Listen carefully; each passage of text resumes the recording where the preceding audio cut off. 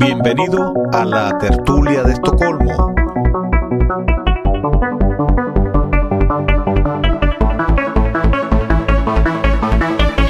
Donde hablamos de lo humano y lo divino.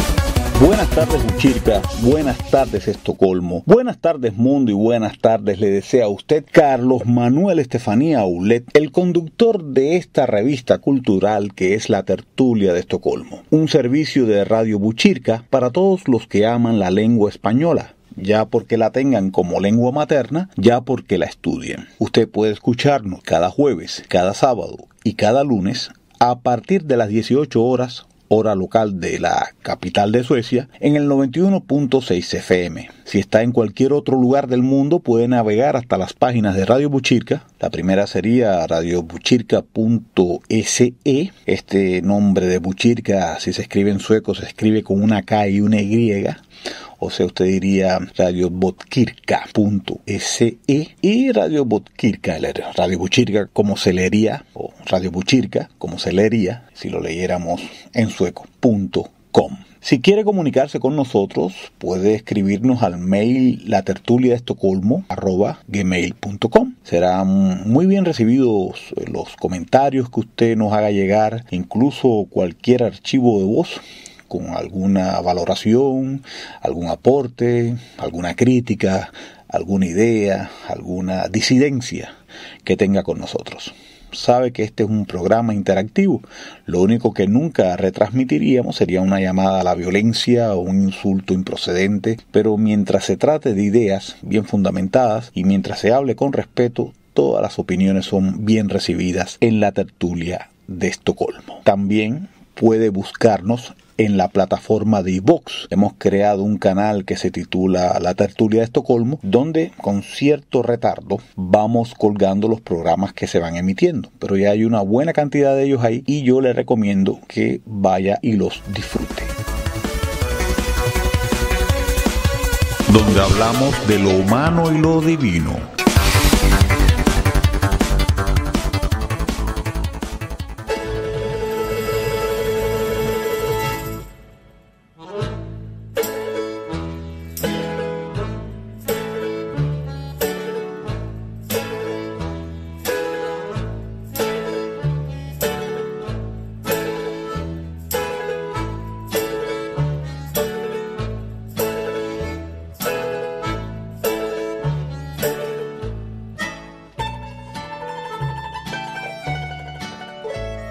Programas atrás compartí con ustedes una conferencia ofrecida por Ingmar Sörman, profesor especializado en lengua romances, quien participara como conferenciante en un seminario para profesores de español en Suecia que se desarrolló aquí en Estocolmo entre el 14 y el 15 de noviembre del año 2017 bajo el respaldo o el auspicio de una organización conocida como Schoolport, la puerta escolar. Hoy quiero traerles a ustedes otra de las conferencias que allí se aportaron. Algunas fueron en español, como esta que viene ahora, otras medio en sueco, medio en español, otras plenamente en sueco, pero esta que rescato para ustedes me despierta un especial interés. La ofrece Victoria Thornryd. Este apellido supongo que sea de casada porque ella es de origen chileno y realmente el apellido no suena muy chileno.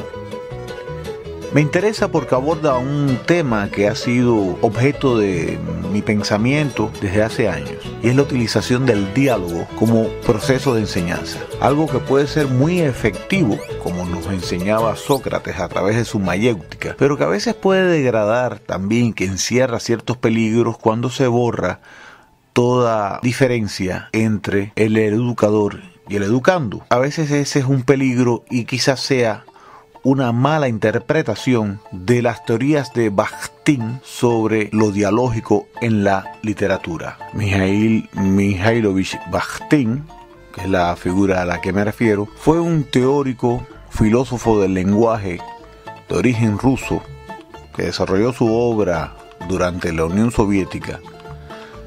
Nació en Oriol el 17 de noviembre de 1895 y murió en Moscú el 7 de marzo de 1975. Entre sus legados más importantes en el campo ya no solo de la teoría literaria, sino incluso de la semiótica, tenemos el concepto de género discursivo, en el cual existen grandes formas relativamente estables de carácter cultural que adoptan los textos para circular en la sociedad.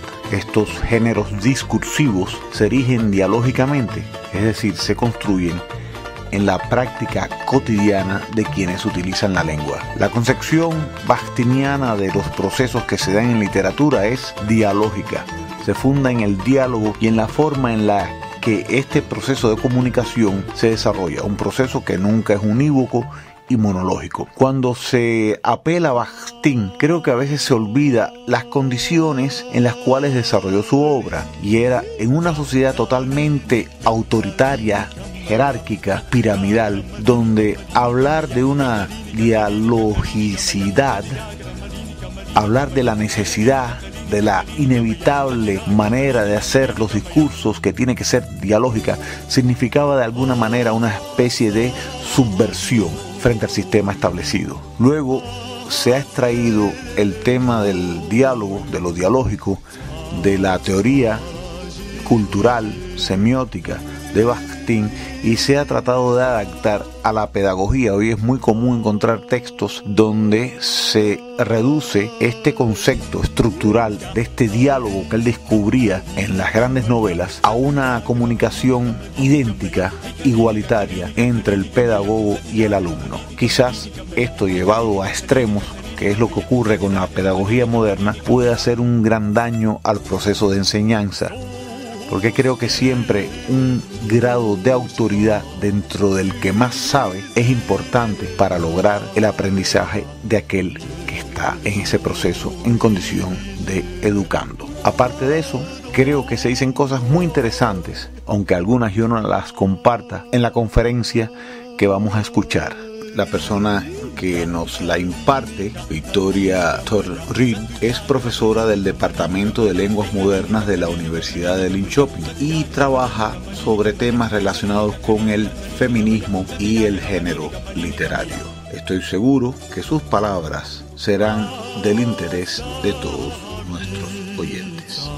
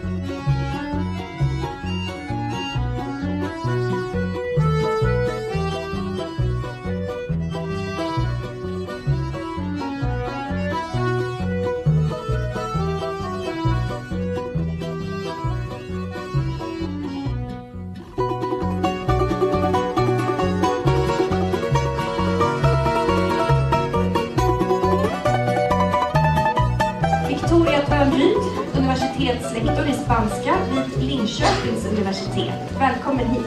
Tack. Estoy muy contenta de estar aquí con ustedes. He visto muchas caras conocidas. mis antiguos estudiantes. Y hoy estoy aquí para hablarles de el dialogismo y de Bakhtin. Me voy a presentar cortamente. He hecho un viaje muy largo. Comencé en mi país, soy chilena.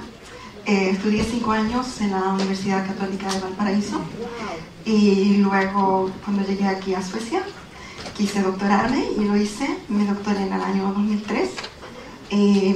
Mi tesis doctoral trata sobre las fábulas de Augusto Monterroso y lo que hice fue un análisis discursivo. Por lo tanto, me enteré que en el siglo pasado hubo un cambio de paradigma, pero no todo el mundo sabe lo que es eso. Y eso tiene una estrecha relación con el tema de hoy. Sí, trabajo en la Universidad de Linköping y también en la Universidad de Estocolmo, en el departamento de didáctica de la lengua. Y mi trabajo en Linköping está relacionado con el español, mientras que en Estocolmo trabajo solamente con sueco. Y estoy muy en estrecha relación con la ciencia, es decir, los estudios científicos, guío monografías y como ahora también he irrumpido en el campo de didáctica de la literatura. Como ya se les ha informado, mi ponencia va a ser en español completamente. Y vuelvo a repetir, estoy muy contenta de estar aquí. Y bueno, ahora solamente es comenzar. Y decía que el siglo pasado hubo un cambio de paradigma, pero no todo el mundo sabe lo que es eso. Eso sí que nos enteramos de que, por ejemplo, las teorías feministas avanzaron, también avanzó el postcolonialismo, pero el por qué no sabemos, y esta es una de las razones. Y con esto quiero decir que lo que se discutió, el cambio, se produjo debido a que los intelectuales del mundo se dieron cuenta que la cultura occidental tenía, ¿no es cierto?, una marcada tendencia monológica, es decir, unilateral. El concepto de verdad y también el concepto de enseñanza eran conceptos que se veían muy afectados por precisamente la tradición cultural. Bueno, entonces yo entro en mi tema, que no es precisamente hablar sobre el cambio de paradigma, sino sobre la importancia del dialogismo en la comprensión lectora. Y lo primero que voy a hacer es, ¿no es cierto?, presentar cuál es la meta de mi ponencia, que es tener por finalidad mostrar cómo el dialogismo y la interacción pueden usarse para promover el aprendizaje de la comprensión lectora. Y esas son las palabras de Olga Diste, y yo las he usado para, poner énfasis a el objetivo de la mía. Al nivel en el que pienso orientarme o centrarme, pensé que era un poco difícil dar un nivel específico, debido a que el problema de la comprensión lectora es desde la primaria hasta la universidad. Nosotros también tenemos problemas con los estudiantes, cuando se trata de entender textos, leer textos, interpretarlos, etc. Así es que es un problema generalizado. Y por esa razón, si bien es cierto, me voy a concentrar un poco en la etapa intermedia y en el instituto, también voy a hablar en un sentido más amplio sobre el problema. Y como ya he dicho, me voy a basar en Olga Diste, que ha escrito un libro que se llama Det flerstämmiga klassrummet. ¿Y por qué me baso en precisamente esto? El libro es reciente, es muy nuevo, lo cual significa, hay signos de alerta de que tenemos que dialogizar, es decir, aprender a interactuar con nuestros alumnos, estudiantes, para romper esa perspectiva, digamos, del caballo de carrera. Y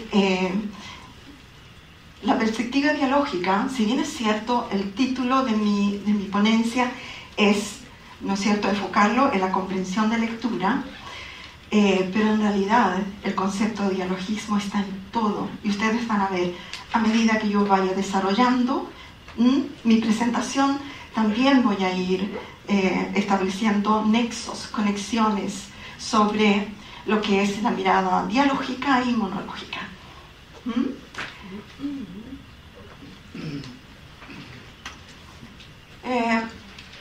Barbro Westerlund, que es una de las estudiosas que más se ha concentrado en la comprensión de lectura, habla del fenómeno de la lectura como un fenómeno complejo, debido a que digamos, incluye destrezas, estrategias, conocimiento previo y motivación. Y dice también que el proceso de aprendizaje de la comprensión lectora implica que en algún momento uno tiene que sacar conclusiones, y eso lo obliga a uno a comprender lo que uno está leyendo. Y otra cosa en la que ella, digamos, pone énfasis es que esto no solamente se da en el terreno del campo literario, sino en todo lo que uno lee. No importa que uno estudie química, física, matemática, uno necesita comprender, asimilar y luego, digamos, transmitir lo que uno ha entendido de lo que ha leído. Luego hay otros estudiosos que han manifestado, ¿no es cierto?, como en el caso de Eichmann y Molloy, que la comprensión de lectura se desarrolla a lo largo de toda la vida y que depende del bagaje del alumno.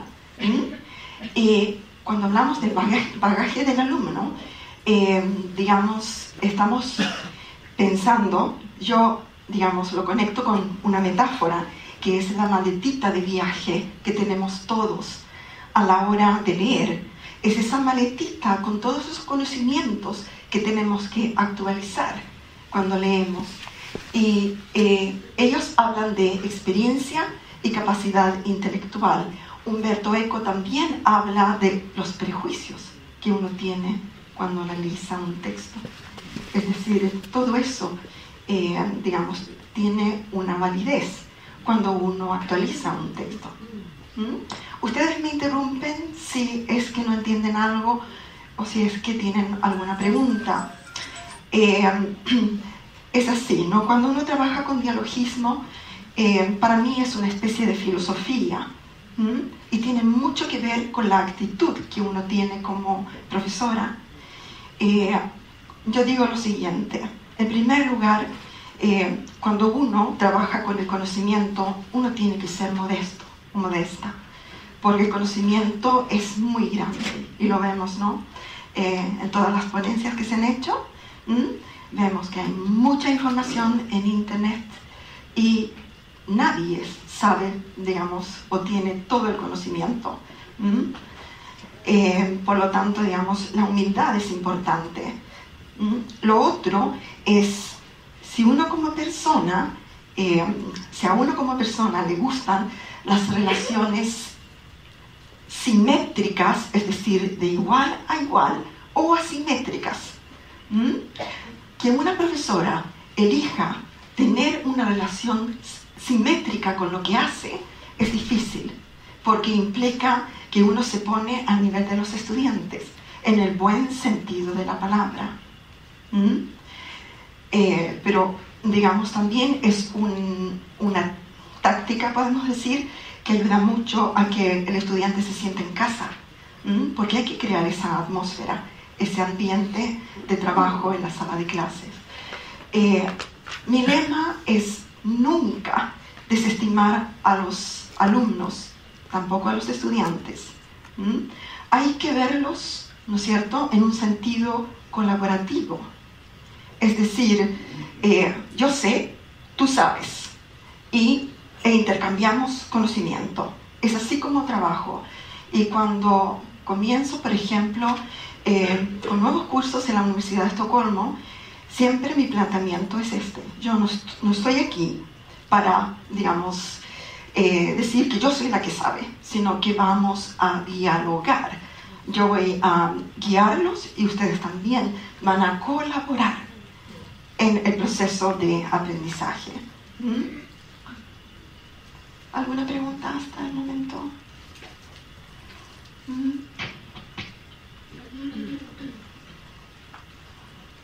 Y luego sigo con Westlund y el concepto de lectura activa, que según ella se desarrolló con Harry Singer. Y lo que dice Harry Singer es muy importante para los efectos de esta presentación. Una señal de lectura activa ocurre cuando el profesor hace un tipo tal de preguntas que conduce a sus alumnos a generar nuevas preguntas que los llevan a establecer relaciones consigo mismo, con otros textos o con su entorno, produciéndose así una relación dialógica entre el profesor, el alumno y el contexto, lo que estimula al estudiante o alumno a entrar en diálogo con el texto, ya sea escrito o visual, en el caso de que este sea una imagen. También esto es importante aclararlo porque por lo general pensamos que el discurso o un texto es solamente lo que está escrito, pero eso es un poco erróneo y ya se ha, digamos, explicado y yo creo que ustedes ya lo saben también. Pero una imagen también es un tipo de discurso y también necesita ser interpretada.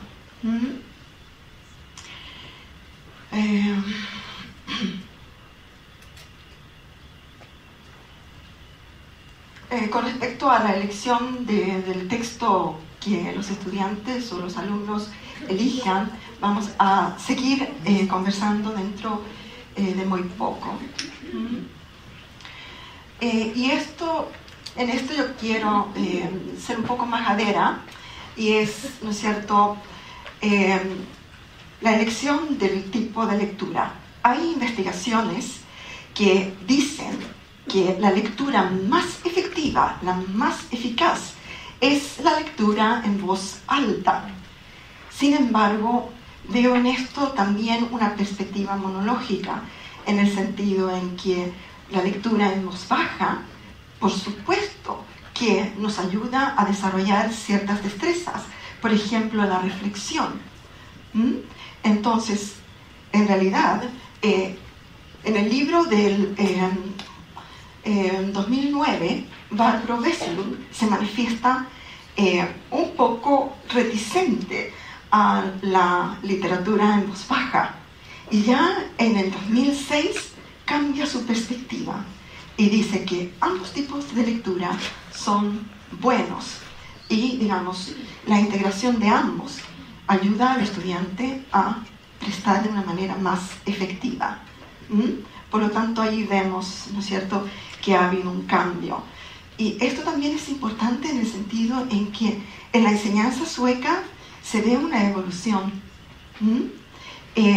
Si lo comparo con mi experiencia, y creo que en el texto que envié hablo un poquito sobre esto, cuando yo llegué de mi país, soy chilena, yo estudié en la Universidad Católica de Valparaíso, y allí había, ¿no es cierto?, lo que en sueco se llama Katederundervisning.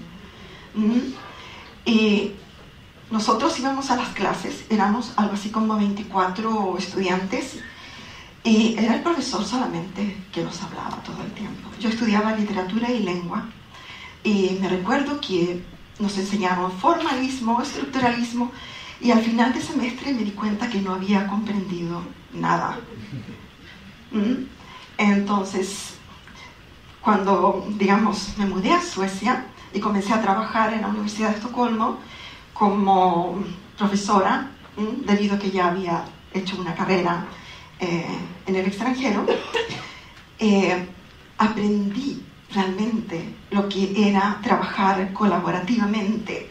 Así es que si ustedes piensan que la escuela sueca es monológica, No, yo tampoco estoy aquí para decir eso, todo lo contrario, pero hay resabios de lo que es, ¿no es cierto?, la visión monológica. Y es eso, o es por eso, que Olga Pfister, Nystrom y muchos otros están marcando constantemente que tenemos que mejorar y tenemos que utilizar el dialogismo bakhtiniano, porque de allí viene el concepto más y más, para poder comprendernos unos con otros y también para, digamos, hoy por ejemplo se ha hablado de la tecnología, pero no nos podemos olvidar de que es importante, de que somos seres pensantes y que tenemos que defender nuestros derechos y también que tenemos que desarrollarnos intelectualmente en un sentido amplio. Por lo tanto, la comprensión de lectura sí es muy importante, como vamos a poder ver aquí.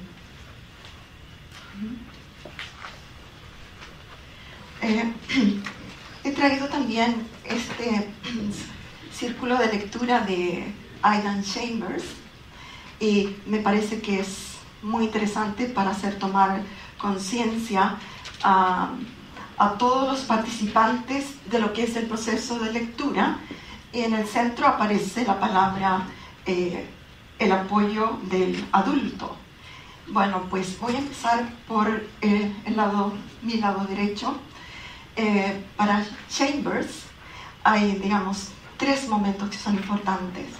El primero es que el alumno debe elegir el libro con la ayuda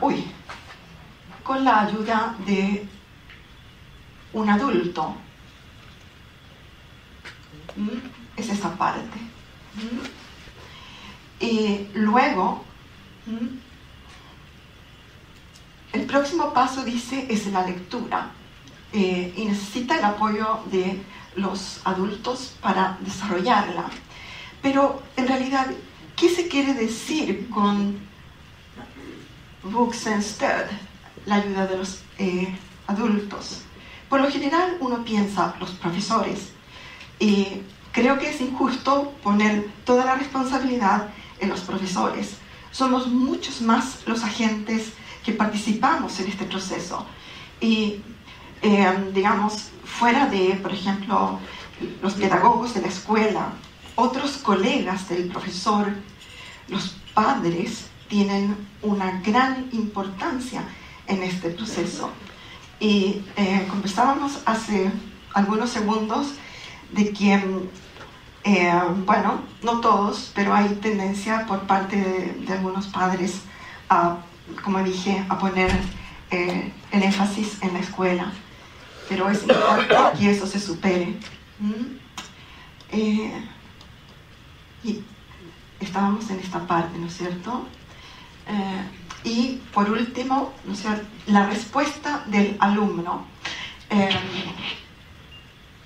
Y la respuesta del alumno se basa en, digamos, cómo avanza su crecimiento lector con la ayuda de esos adultos. Y encontré, bueno, este libro de Elbro, que señala que en una compilación de 20 estudios se muestra que el 8% de la lectura en voz alta ha comenzado en casa con los padres. Y eso me dicen mis estudiantes que escriben monografías en la universidad. En casa me leía mi madre, en casa me leía mi padre. Es decir, una persona que está acostumbrada a que le lean desde que son muy pequeñitos, tiene, por supuesto, una, como diría un argentino, una mayor cancha.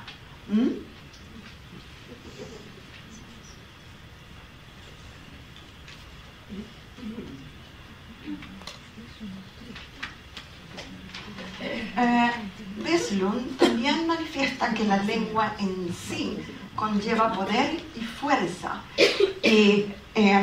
Yo inmediatamente lo acoplé con Power Knowledge de Michel Foucault, que dice, ¿no es cierto?, que saber es poder. Y es verdad, en muchas situaciones nos podemos dar cuenta de que es interesante leer o es importante leer, y es importante también avanzar en el conocimiento de lo que es la literatura. No solamente para poder, digamos, leer mejor, comprender mejor, sino también para identificarnos con la cultura en la cual estamos insertos. Hay lo que llama Julie Lothman, una semiosfera cultural, y como personas de Occidente pertenecemos a esa semiosfera, lo cual significa que hay, por ejemplo, los signos del semáforo, las metáforas, cosas que reconocemos porque formamos parte de esta comunidad lectora.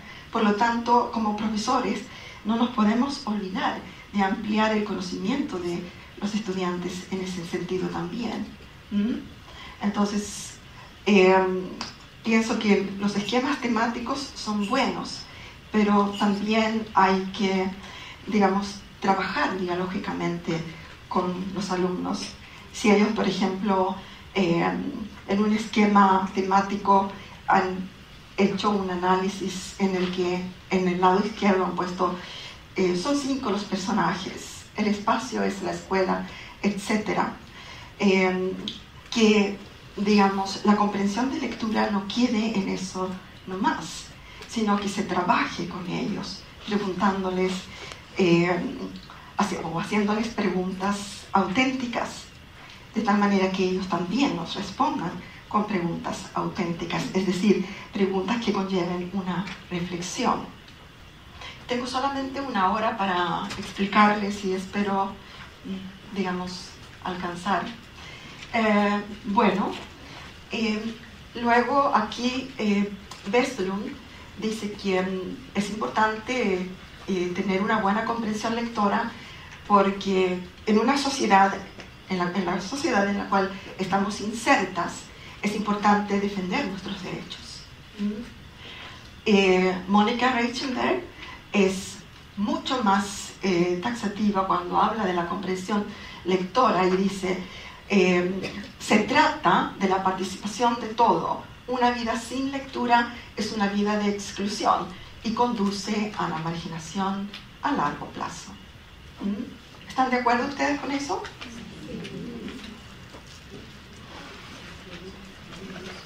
Y bueno, ya hemos hablado, ¿no es cierto?, sobre la perspectiva de Vestlund de que la comprensión de lectura se necesita en todas las áreas del saber. Y cuando se trata, ¿no es cierto?, de las estrategias lectoras, Vestlund, por supuesto, afirma que la literatura activa a través de estrategias también, digamos, implica correr ciertos riesgos.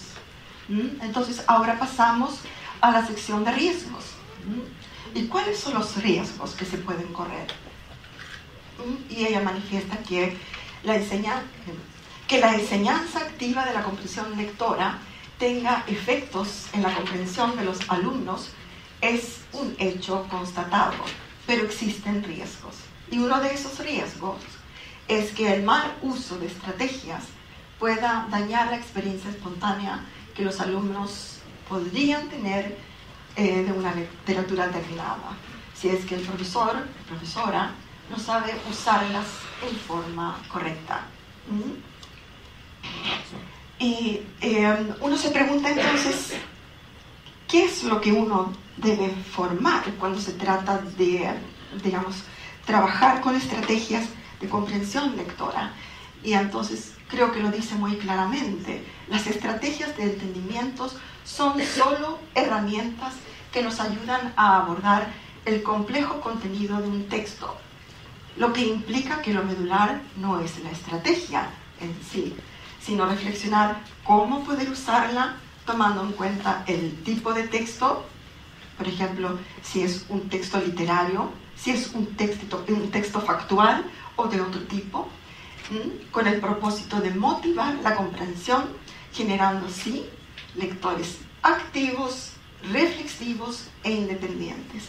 Esa es la idea, pero al mismo tiempo sabemos todos aquí que la comprensión lectora comienza cuando somos pequeños y luego se desarrolla durante toda la vida.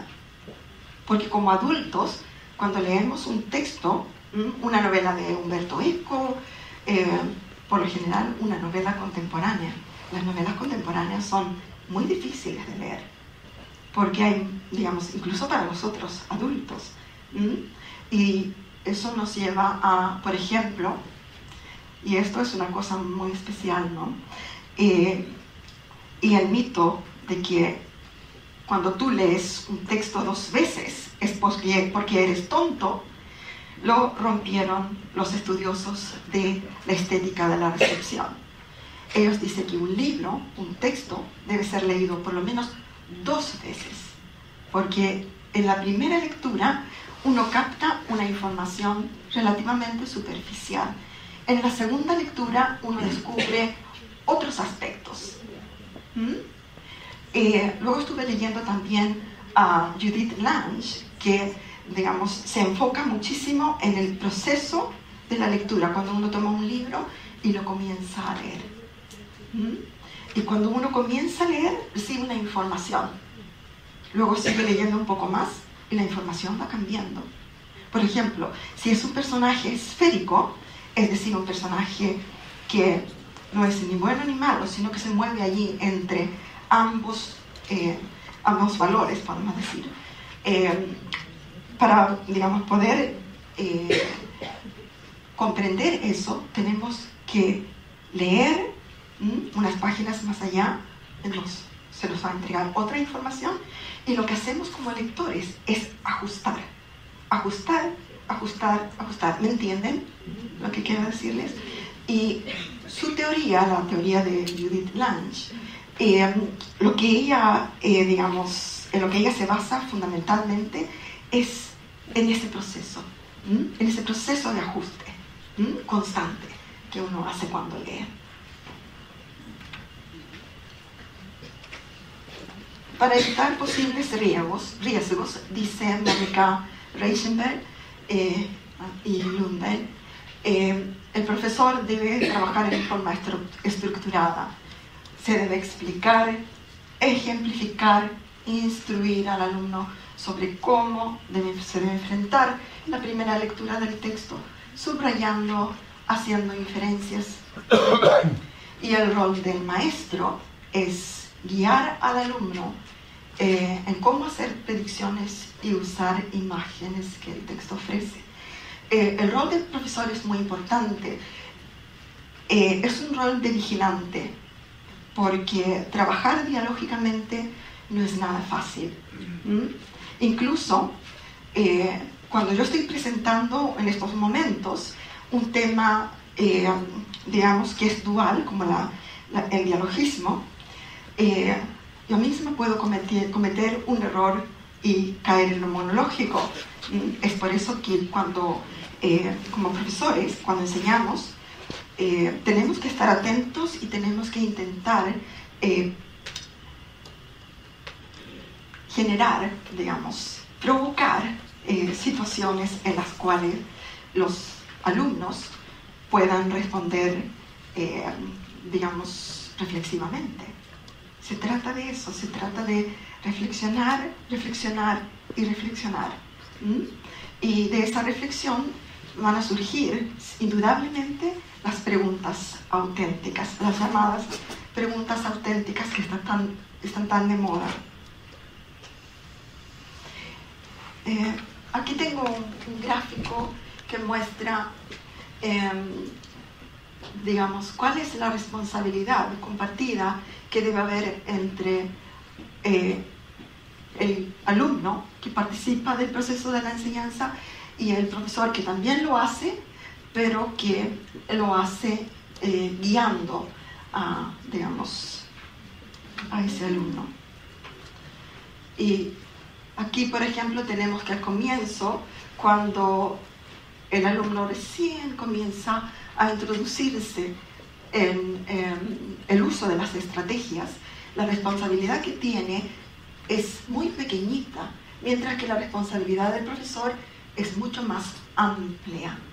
Y como esto es un proceso, digamos, eso que es tan pequeñito al comienzo, con la ayuda de los adultos y de, digamos, las estrategias lectoras, va ampliándose.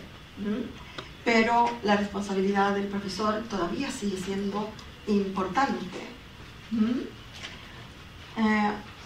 Cuando se comienza a trabajar más dialógicamente, aumenta la responsabilidad del alumno y podemos decir que se equipara a la del profesor. Y luego se pasa al, digamos, se pasa a un proceso aún más amplio de desarrollo de lo que es el aprendizaje del estudiante. Finalmente, el apoyo del profesor es el mínimo, mientras que los estudiantes ya han aprendido las estrategias y las han internalizado, por lo tanto pueden aplicarla con un poquito más de soltura. Bueno, olvidé decir, pero yo creo que lo han visto, el rosado implica la responsabilidad del adulto, mientras que el rojo la responsabilidad del alumno. ¿Están de acuerdo con eso? ¿Lo reconocen?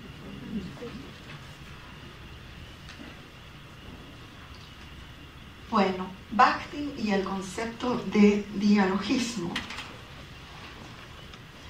Bueno, la palabra dialogismo fue acuñada por Bakhtin.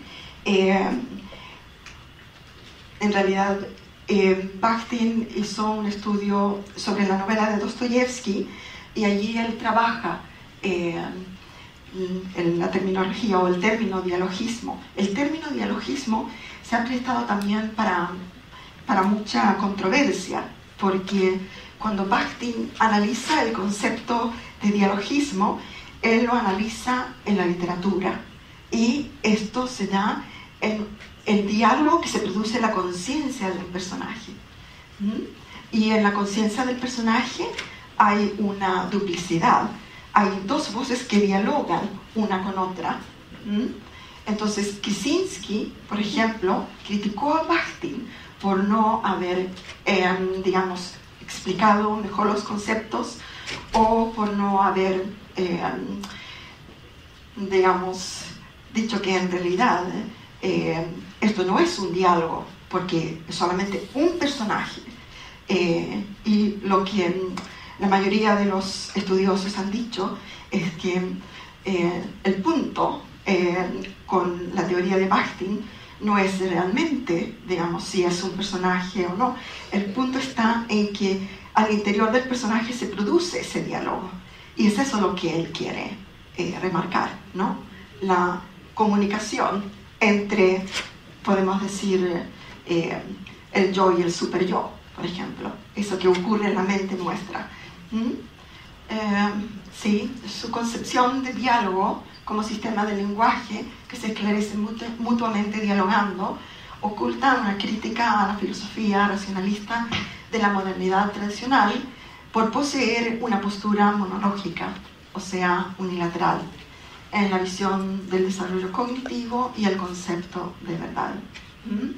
Y su propuesta para flexibilizar precisamente esa visión unilateral es, ¿no es cierto?, a través de los estudios de obras literarias, en donde desarrolla el concepto de polifonía, que es un término que viene de la música.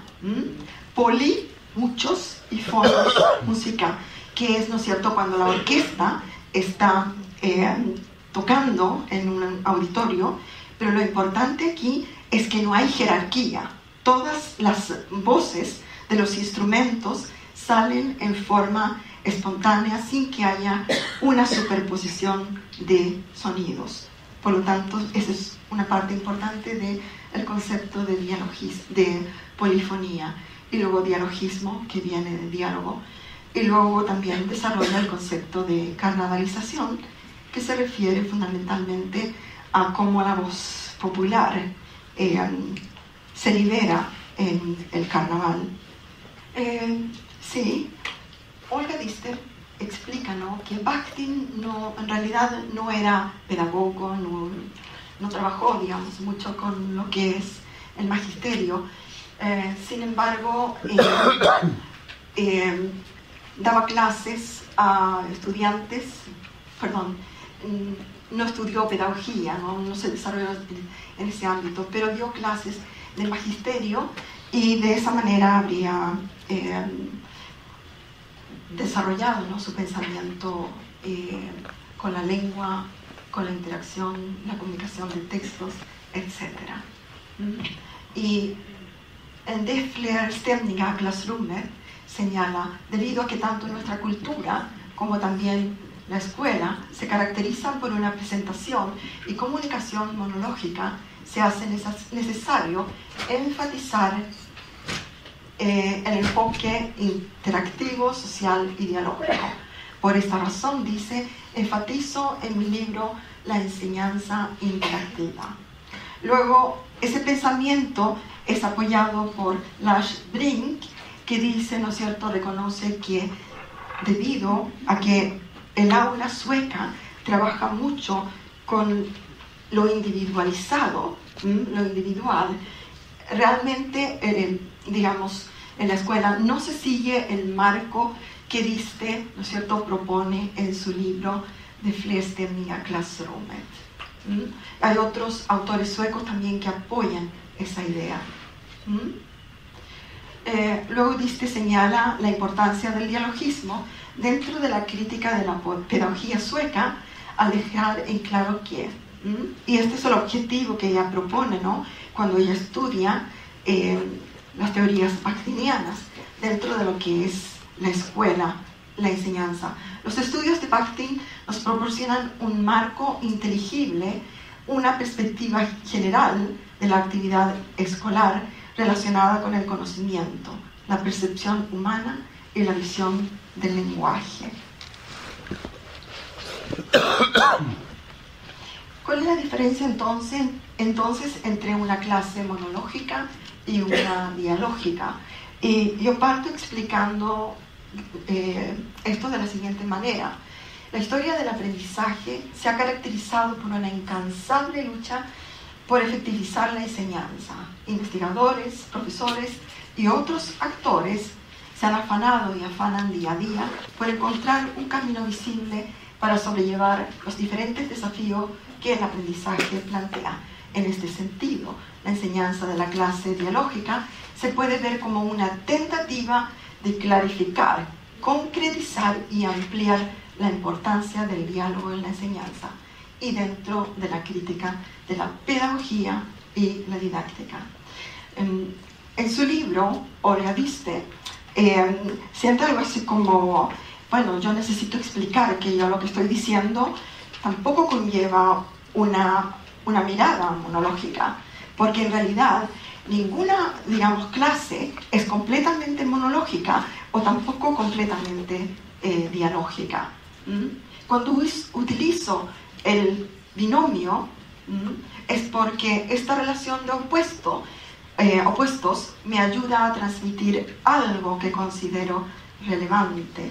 En este caso, que lo monológico forma parte aún hoy en día de la clase tradicional en la mayoría de los países. Es decir, es una cosa generalizada, ¿no? Mientras que lo dialógico se mueve en una dirección innovativa que considero deseable dentro del desarrollo del aprendizaje.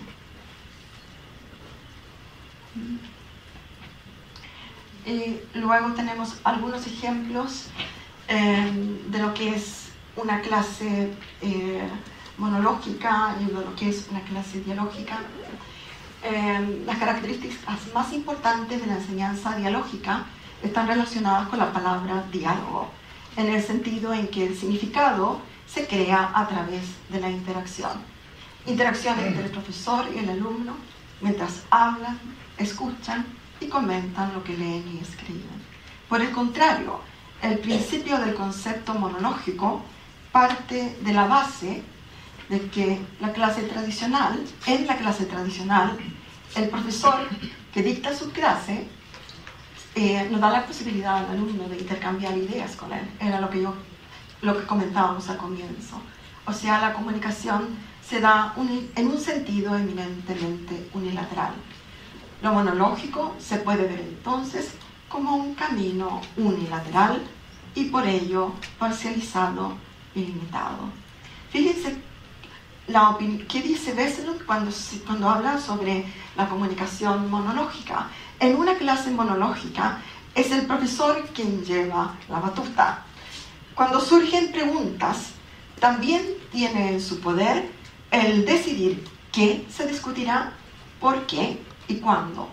En este tipo de aula prevalece un poder asimétrico que pone en peligro el aprendizaje sostenible. Y esta es una palabra muy importante en la actualidad cuando se trata de Skolinspektion y todas, digamos, las instancias que controlan cómo se desarrolla la educación en Suecia. El desarrollo sostenible es algo importante para, digamos, lo que es el aprendizaje. Y por supuesto que se ve el dialogismo como una manera de hacer el aprendizaje sostenible y no todo lo contrario.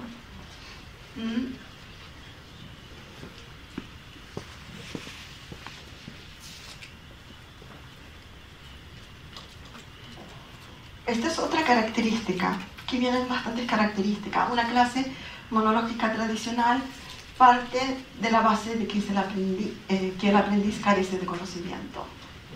Por lo tanto, se produce una situación de jerarquía. Otra manera de ver, ¿no es cierto?, el aspecto monológico es cuando uno da una retroalimentación a un estudiante. Por ejemplo, cuando se pone énfasis en dar, producir y medir el conocimiento.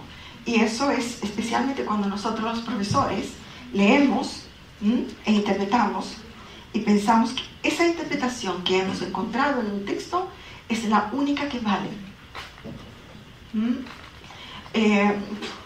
Judith Blanc dice también que no hay ninguna interpretación que sea completamente válida. Dejen a los alumnos que interpreten, digamos, de acuerdo a su nivel. Todos comenzamos como lectores ingenuos y en la medida que vamos aprendiendo a leer, vamos creciendo en el proceso de la lectura. Por lo tanto, hay que tener un poco de paciencia y ser un poco flexible cuando se trata de lo que nosotros entendemos como tal vez adultos leídos y lo que los alumnos pueden llegar a entender de un texto. ¿Me entienden lo que les quiero decir? Porque están a otro nivel. Bueno, también se analiza el material. Por ejemplo, los libros de enseñanza muchas veces se utilizan con un sentido también monológico, pero pienso que allí lo más importante es como nosotros, profesores, utilicemos el material. Y de un material que puede ser monológico, de una situación que puede ser monológica, podamos hacer algo, digamos, colaborativo, interactivo. Y es por eso que tenemos que estar atentos y ser creativos, crear instancias en las cuales haya esta interacción.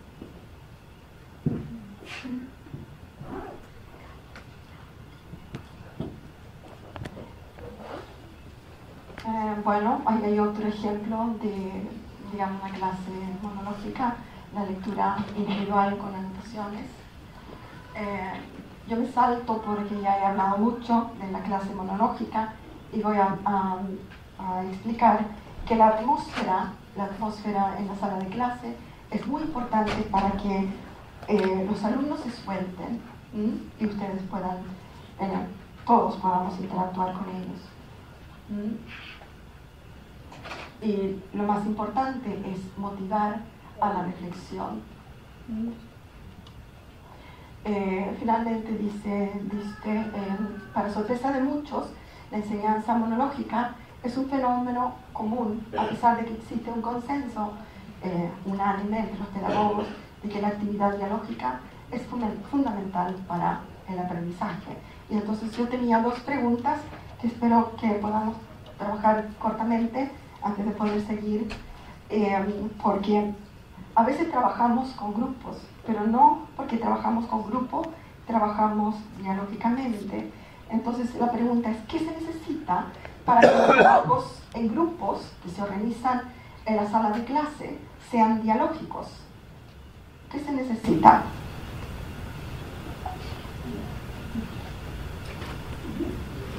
Distintas opiniones. Exacto. Exacto. Es tan simple como eso, ¿no?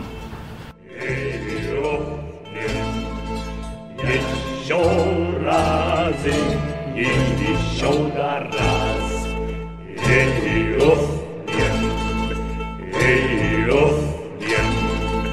Еще разик, и еще раз.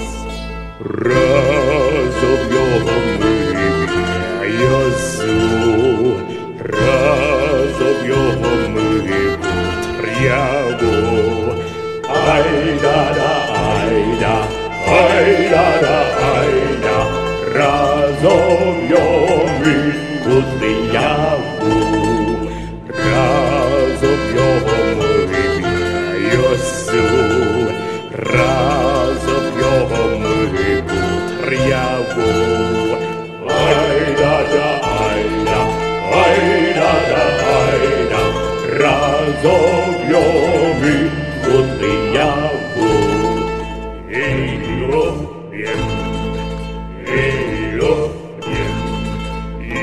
Еще разик, еще раз.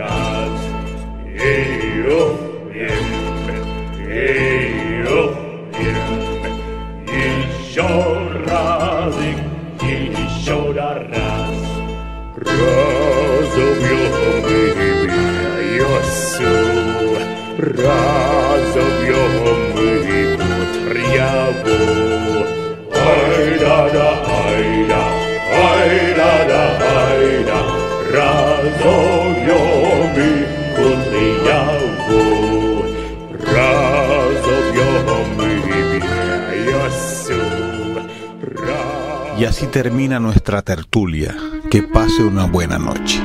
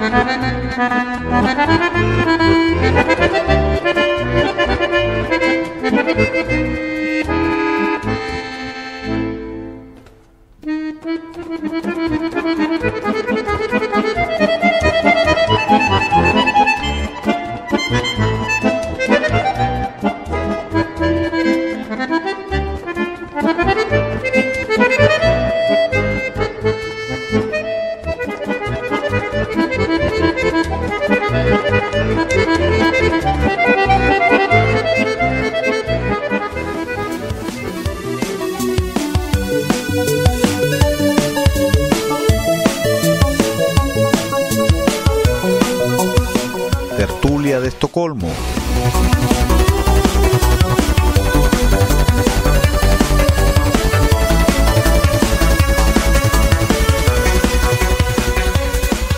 Donde hablamos de lo humano y lo divino.